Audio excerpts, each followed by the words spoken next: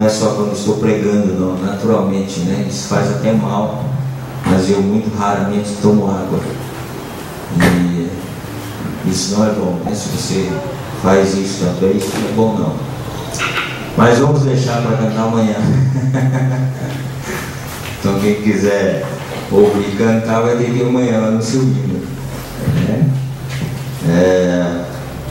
Realmente a gente gosta de cantar e Deus também gosta muito de ouvir os louvores, né? Quando a gente canta de coração, canta realmente pensando naquilo que nós estamos cantando. É muito bom e de fato Deus se agrada dos nossos louvores. Nós estamos contentes por mais essa oportunidade que nós temos de estarmos aqui, né?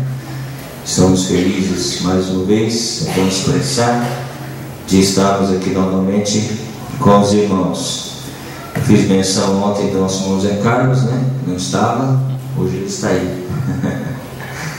Fiz menção que eu costumo acompanhar, né, o que está acontecendo aqui em Londrina através das filmagens que ele faz. Então a gente entra lá no YouTube, ou entra lá na página dele, né, e acompanha lá as filmagens. Então a gente vê as mensagens dos irmãos, o irmão Sr. João Luiz, o irmão Norato, meu pai, né, nosso irmão Alberto, Diego, não sei se é Diego ou se é o outro, Diego, né? Os irmãos apresentando os hinos. Então a gente realmente gostoso, né? E a gente acaba matando a saudade e diminuindo bastante essa distância que há, né, entre nós, devido a essa distância realmente quilométrica, né? Nós estamos aí a 750 quilômetros de Londrina, mas nós temos o privilégio de ver de vez em quando o que está acontecendo aqui através dessa filmagem do nosso irmão, né, que é muito importante. É bom que ele tenha essa disposição e que continue, né, com essa disposição, e com certeza, assim como eu, muitas outras pessoas também estão tendo aí o privilégio de ouvir. Eu estava olhando lá que eu estou batendo recorde lá de acessos. Aquela vez que eu estive aqui, eu apresentei 2 hinos, né? E meu irmão colocou isso lá no YouTube. Então tá batendo recorde lá, hein? Os irmãos têm que cantar mais aqui para poder ver se passa lá o. Então tá tendo bastante acesso e realmente é gostoso, né? De uma forma ou de outra a gente está passando a mensagem, isso é importante. Importante é passar a mensagem. Nós temos batido muito nessa tecla de que nós somos salvos não para ficarmos parados no nosso lugar, para ficarmos com a nossa salvação, com a nossa vida eterna, mas nós somos salvos para poder dar continuidade a isso, né? Através da minha salvação, através da minha vida, através das minhas atitudes, através das minhas palavras, passar essa mensagem adiante, fazer com que outras pessoas também se convertam. Nós vamos abrir as nossas Bíblias em Atos capítulo 26. Atos capítulo 26. E nós vamos então fazer aqui algumas considerações. Todo mundo ficou curioso com um pote de feijão que eu trouxe ontem. O pessoal veio me perguntar o que era aquilo, né? E na verdade eu extrapolei um pouco do horário, sem saber, né? Porque eu não estava com o relógio. Deixa eu tirar o relógio, né? Senão vai. Já eu começar a perceber pessoas me sinalizando. Então eu vou olhar aqui antes que isso aconteça. Mas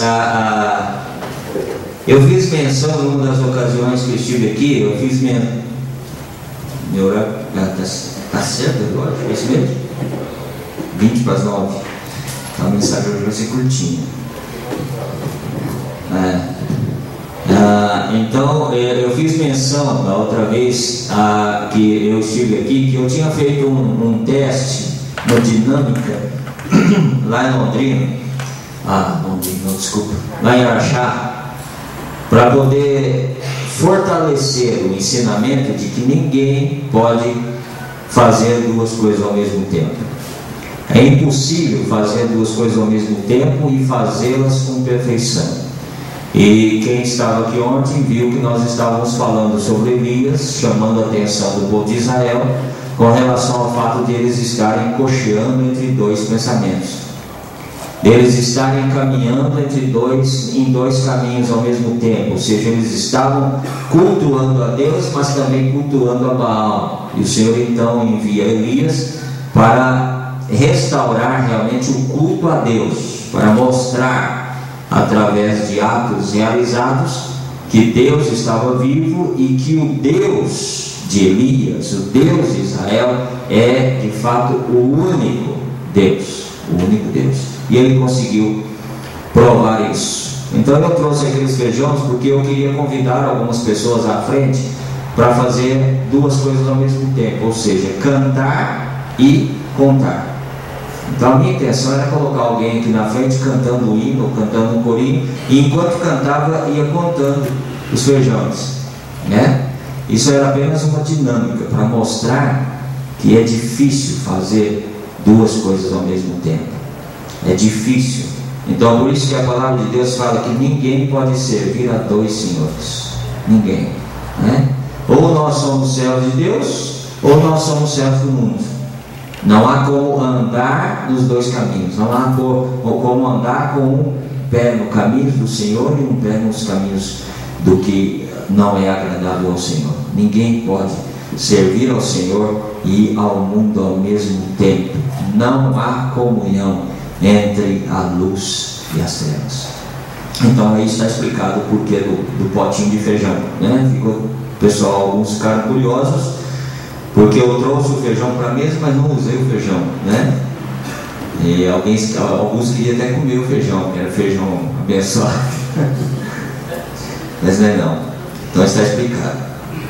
Atos capítulo 26. A escola dominical nós não fizemos não usamos a lição da revista.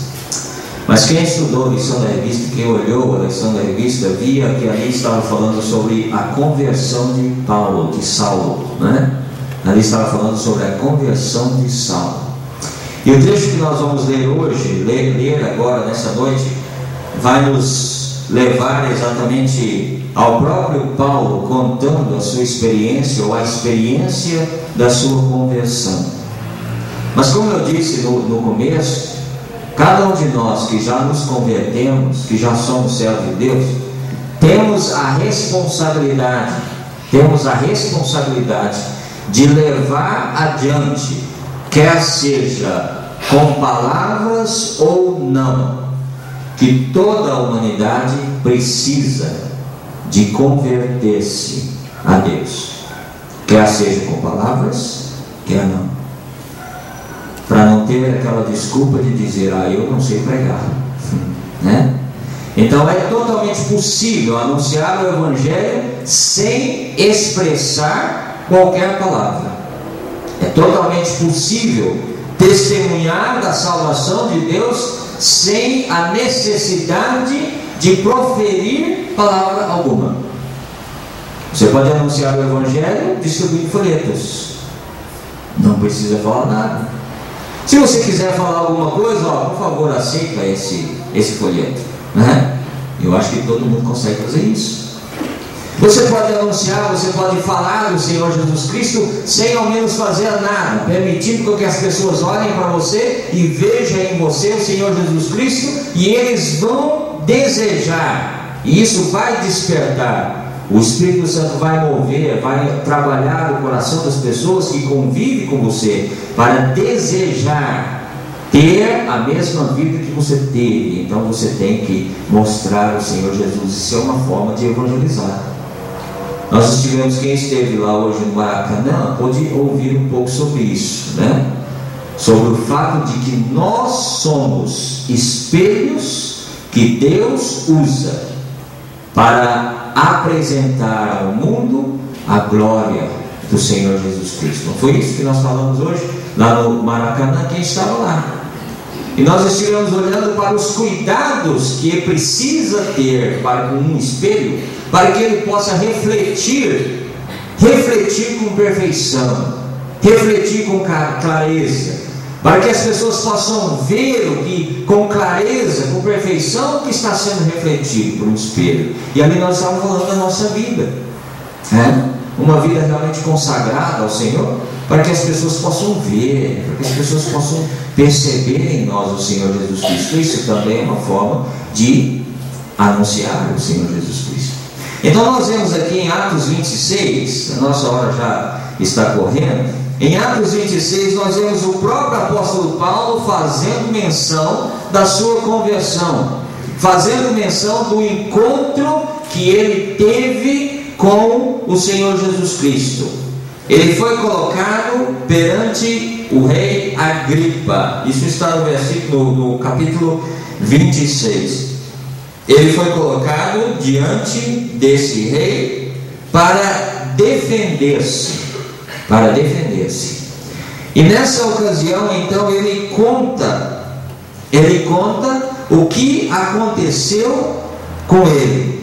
Ele conta sobre, ele começa falando sobre os filhos de Israel, e depois ele vem e traz conta a sua experiência de conversão. Veja, vamos começar no versículo 1, né? Eu estava tentando começar um pouco mais para frente, mas vamos ter que começar aqui no versículo 1 mesmo. Atos 26 e 1. Depois Agripa disse a Paulo: é permitido que te defendas. Então Paulo, estendendo a mão em sua defesa, respondeu: tenho-me por feliz, ó rei Agripa, de que perante ti me haja hoje te defender de todas as coisas de que sou acusado pelos judeus, mormente sofrendo eu, que tens sabendo eu que tens conhecimento de todos os costumes e questões que há entre os judeus. Por isso te rogo que me ouças com paciência. Quanto à minha vida, desde a mocidade, como decorreu desde o princípio entre os da minha nação em Jerusalém, todos os judeus a conhecem, sabendo de mim desde o princípio, se o quiseres testificar, que conforme a mais severa seita da nossa religião, vivi fariseu. E agora, pela esperança da promessa que por Deus foi feita aos nossos pais, estou aqui, sou julgado, a qual as nossas 12 tribos esperam chegar, servindo a Deus continuamente noite e dia. Por essa esperança, ó rei Agripa, eu sou acusado pelos judeus, pois que julgam-se coisa incrível entre vós que Deus ressuscite os mortos. Bem, tinha eu imaginado que contra o nome de Jesus Nazareno devia eu praticar muitos atos, o que também fiz em Jerusalém.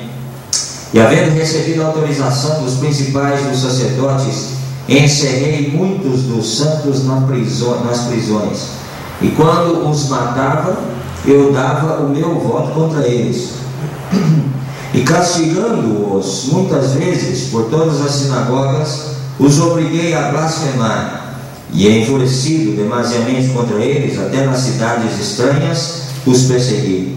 Sobre o que, indo então a Damasco, com o poder e comissão dos principais dos sacerdotes, ao meio-dia, ó rei, vi no caminho uma luz do céu, que excedia o esplendor do sol, cuja claridade me envolveu a mim e aos que iam comigo.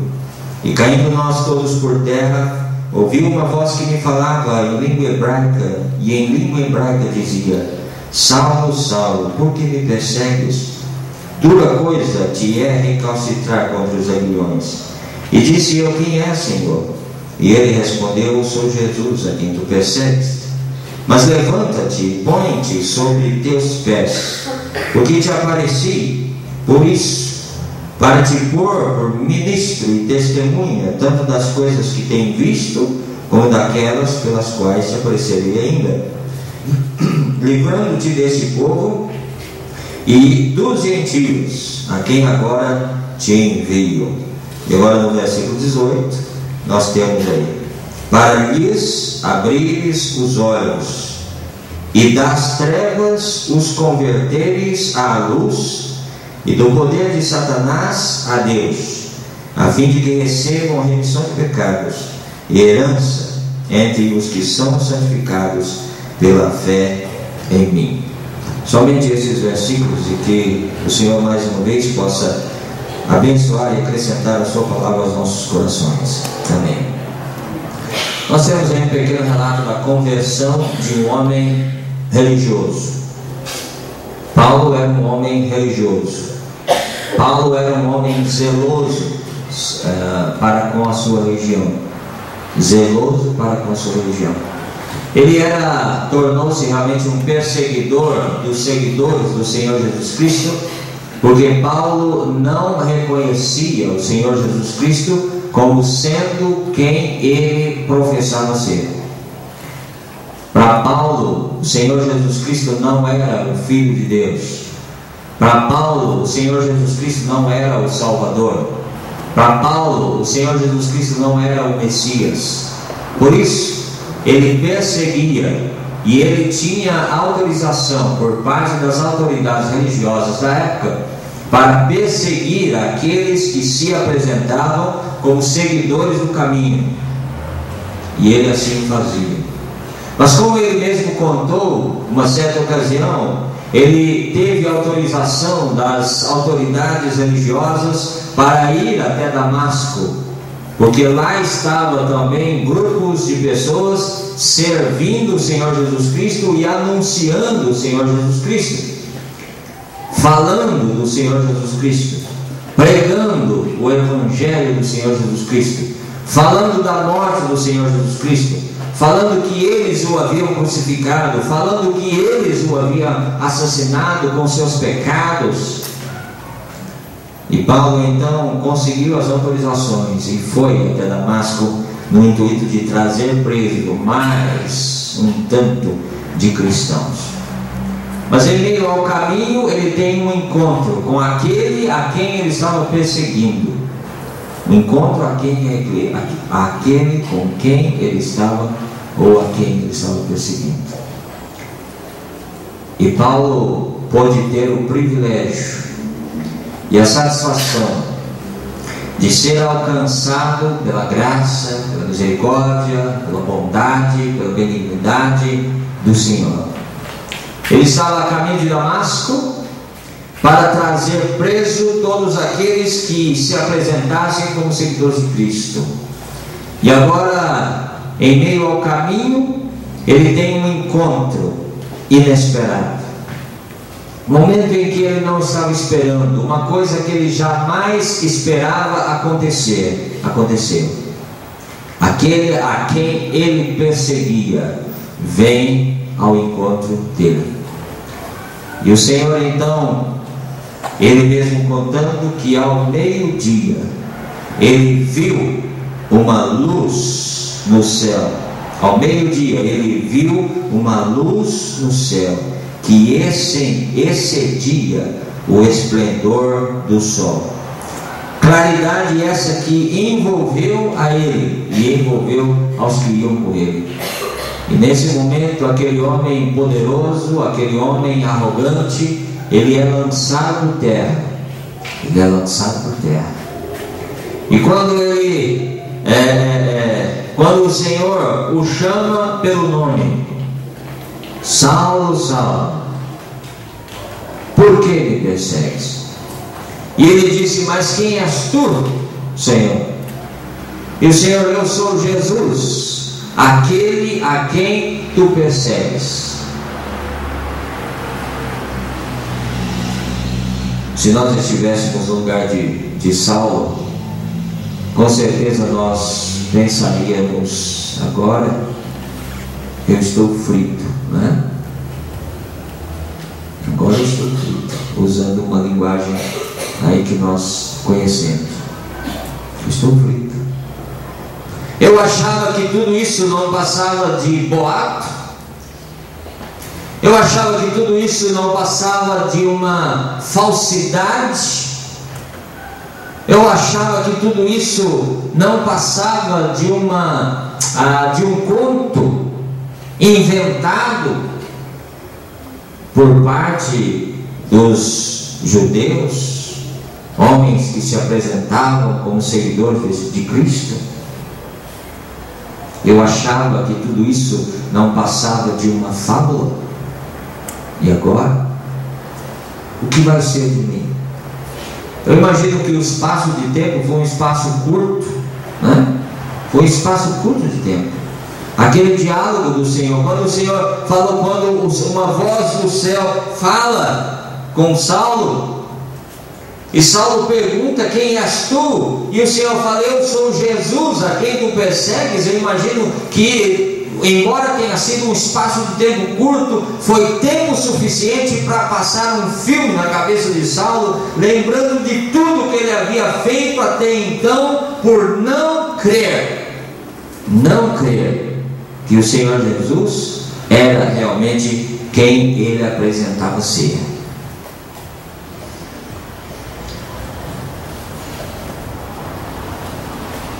Mas o Senhor disse a Saulo: eu sou Jesus, a quem tu persegues. E no versículo 16 nós vemos o próprio Paulo usando as mesmas palavras que foram proferidas pelo Senhor. Mas o Senhor usou uma palavra que mudou completamente o rumo da situação. O Senhor disse: eu sou Jesus, a quem tu persegues. Mas, e eu fico imaginando o quanto aquele mas significou para Saulo naquele momento. Sabe, às vezes as pessoas estão contando determinadas coisas para nós e coisas que estão levando-nos a uma situação difícil, né? E as pessoas vão contando as coisas para você: olha, você fez isso, e você começa a refletir naquilo que a pessoa está falando, e de fato você fez tudo aquilo, e você já fica imaginando quais vão ser as consequências de tudo aquilo. Mas de repente a pessoa para e fala assim: ó, você fez tudo isso, mas, aí quando fala mais, já dá aquela respirada, aliviada, né? Já dá um alívio, porque a palavra mais colocada ali se representa que vai haver uma mudança de raciocínio, né? Vai haver uma mudança naquela conversa que está acontecendo, e o Senhor está falando assim: olha, o Senhor primeiro lança ele por terra, e ele fala, e o Senhor chama ele: Saulo, Saulo, e ele diz: quem és tu, Senhor? E o Senhor fala: eu sou Jesus, a quem você persegue. Paulo estava, na verdade, perseguindo os seguidores do Senhor Jesus, mas o Senhor Jesus se identifica com todos os seus seguidores. Eu sou Jesus, a quem você está perseguindo. E se o Senhor tivesse parado a sua conversa, e a situação de Saulo não era nada boa, porque o Senhor é aquele que dá, mas é aquele que tira a vida também, não é? E o Senhor diz assim: mas levanta-te e põe-te sobre os teus pés, porque eu te apareci por isto, para te pôr como ministro e testemunha, tanto das coisas que tenho visto, como daquelas pelas quais te aparecerei. Então esse mais significou muita coisa para Saulo, muita coisa. Nesse simples mais estava ali para Saulo a graça de Deus, a misericórdia de Deus, a bondade de Deus, a benignidade de Deus. Tudo estava ali naquele simples mais. E ele pôde com toda certeza se alegrar por ter sido alcançado pela graça de Deus. Ter sido alcançado pela graça de Deus. Agora é interessante, como eu disse no começo, cada um de nós tivemos um encontro com o Senhor Jesus, assim como Saulo teve. Esse encontro de Saulo com o Senhor Jesus Cristo mudou completamente o rumo da sua vida, mudou completamente a sua maneira de pensar, mudou completamente a sua maneira de viver, mudou completamente a sua maneira de agir. É isso. É um dos aspectos importantes de uma conversão verdadeira, uma mudança radical de vida. Mudança radical de vida. Nós vemos tantas pessoas nos nossos dias se apresentando como pessoas convertidas, mas que não têm nenhuma mudança na vida, não apresentam nenhuma mudança na vida. a vida continua do mesmo jeito. Mas não foi assim com Saulo, porque a sua conversão foi uma conversão verdadeira, e realmente houve uma mudança radical na sua vida, radical. Agora é interessante, no versículo 18, o Senhor fala assim: olha, eu te apareci para te pôr por ministro e testemunha tanto das coisas que tens visto, como daquelas pelas quais te aparecerei ainda, livrando-te desse povo e dos gentios a quem agora te envio. Então, a conversão, Paulo converteu-se, teve um encontro com o Senhor Jesus, foi totalmente transformado pelo Senhor de perseguidor para pregador da palavra. E a missão dele agora, convertido, a missão dele agora, após ter um encontro pessoal com o Senhor Jesus, é uma missão agora diferente daquela que ele tinha anteriormente. E essa é a mesma missão que cada um daqueles que um dia creram no Senhor Jesus Cristo tem. A mesma. O que o Senhor continuou dizendo? Olha, eu vou te enviar agora aos gentios. Eu vou te enviar agora aos gentios. Para que eu vou te enviar aos gentios? Para que você possa abrir os olhos deles. Então, olhando para esses pontos aqui que o Senhor falou, nós vemos a situação da humanidade em geral ante os olhos de Deus. A situação da humanidade em geral ante os olhos de Deus. O Senhor olhava para as pessoas que não eram ainda convertidos. O Senhor olha para as pessoas que ainda não são convertidos e os vê como cegos, pessoas que não podem ver, pessoas que não estão enxergando. Por isso o Senhor fala assim: eu vou te enviar aos gentios para que você abra os olhos deles. A palavra de Deus fala que o Deus desse século cegou, não é? E embora ali fala sobre os entendimentos, mas nós temos ali a expressão cegou, né? Cegou. E de fato, a humanidade está vivendo na cegueira espiritual. Na cegueira.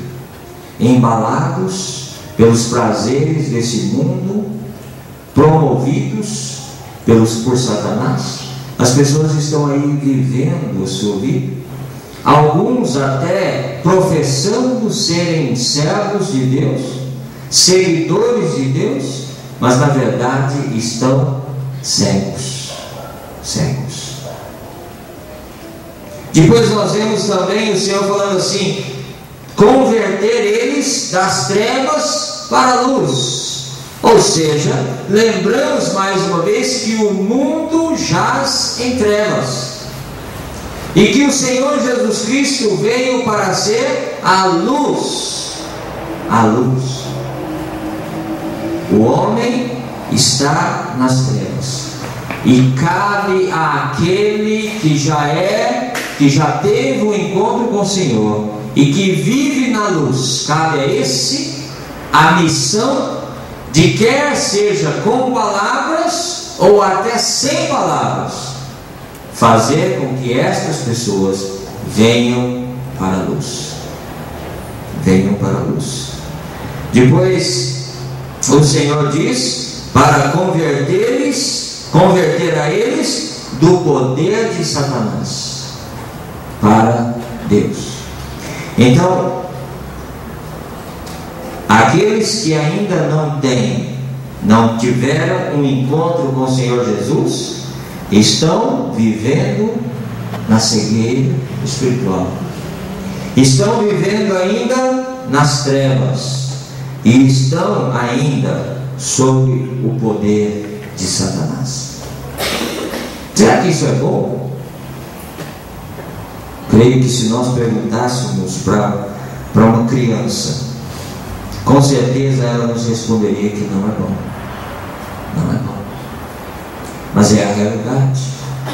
O mundo está em trevas. O mundo está sob o poder de Satanás. E nós podemos perceber isso com muita clareza, né? Com muita clareza.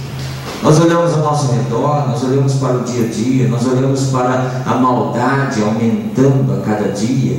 Somos surpreendidos dia a dia com coisas realizadas por homens que jamais imaginávamos que teria capacidade de realizá-las. E tudo isso exatamente porque o homem é mau por natureza. E sendo mau por natureza, permite-se ser orientado, dirigido por Satanás, que ama a maldade, que ama a maldade. O Senhor disse a Saulo: você vai abrir os olhos dos gentios, você vai converter eles das trevas para a luz, e você vai converter eles do poder de Satanás para Deus, para que eles possam receber assim a remissão dos pecados, para que eles possam receber assim a remissão dos pecados e herança entre os que são santificados pela fé em mim. A responsabilidade de Saulo, após ter tido um encontro pessoal com o Senhor Jesus Cristo, foi de anunciar às pessoas que haveriam de manter contato com ele, ou as pessoas que ele teria contato. Ele tinha a responsabilidade de anunciar o Senhor Jesus Cristo a essas pessoas, a fim de que elas pudessem sair da cegueira espiritual, a fim de que elas pudessem ver na pessoa do Senhor Jesus Cristo o Salvador, a fim de que elas pudessem sair das trevas e viessem para a luz, para que pudessem ver o Senhor Jesus, que é a luz, a fim de que elas pudessem sair do poder de Satanás e pudessem ver o poder de Deus, a fim de que elas pudessem, através de tudo isso, alcançar a remissão dos pecados, a fim de que elas pudessem obter a herança que tem todos aqueles que são santificados pela fé no Senhor Jesus Cristo. Esse é o dever de cada um daqueles que foram feitos filhos de Deus. O dever de passar adiante a alegria de ter sido liberto da escuridão, a alegria de ter sido liberto da escravidão do poder de Satanás, a alegria de ter os seus pecados remidos e a alegria de ter a herança prometida pelo Senhor. Mas se nós não falarmos, se nós não anunciarmos, as pessoas vão continuar na cegueira, as pessoas vão continuar na escuridão, as pessoas vão continuar sob o poder de Satanás, não vão ter os seus pecados remidos e automaticamente não vão receber a herança que somente recebe aqueles que são santificados na pessoa ou pela fé na pessoa do Senhor Jesus Cristo. Então a responsabilidade de Saulo agora era uma responsabilidade muito grande, e é também a nossa responsabilidade. Por essa razão, em todas as ocasiões, oportunas ou não oportunas, deve-se falar do amor de Deus, deve-se anunciar o Evangelho, e se for possível, se for necessário, usar até mesmo palavras. E se há alguém no nosso meio ainda que não tem o Senhor Jesus como seu Salvador, saiba que estás cego quanto às verdades espirituais. saibas que estás em trevas, embora estás no local onde reina a luz, mas estás em trevas. E se há alguém no nosso meio que ainda não tem o Senhor Jesus como seu Salvador, saibas que ainda estás vivendo sob o poder de Satanás. Se há alguém ainda no nosso meio que não tem o Senhor Jesus como seu Salvador, saibas que os seus pecados ainda não foram remidos, e por essa razão não tens herança entre os que são santificados pela fé no Senhor Jesus Cristo. Que tal sair dessa situação? Que tal sair dessa situação? E para sair dessa situação não precisa fazer outra coisa senão ter realmente um encontro pessoal com o Senhor Jesus. Saulo não cria na existência do Senhor. Ele não cria no Senhor Jesus Cristo como sendo realmente o Messias. Ele não cria no Senhor Jesus Cristo como sendo realmente o Salvador. E ele teve o privilégio de o Senhor vir ao seu encontro, e ele não perdeu a oportunidade que lhe foi dada quando o Senhor falou assim: mas levanta-te. Ele poderia muito bem dizer: não, eu continuo não acreditando. Não é porque apareceu essa luz aí, não é porque veio essa voz do céu aí que eu vou acreditar nisso, não. Ele poderia ter continuado a sua vida, ele poderia ter continuado indo para Damasco, ele poderia ter trazido as pessoas manietadas, mas ele soube aproveitar aquela oportunidade. Ele soube aproveitar aquele né, que o Senhor deu a ele. Que cada um de nós, aqueles que estão aqui que ainda não têm o Senhor como Salvador, há um mas pronunciado também pelo Senhor para você.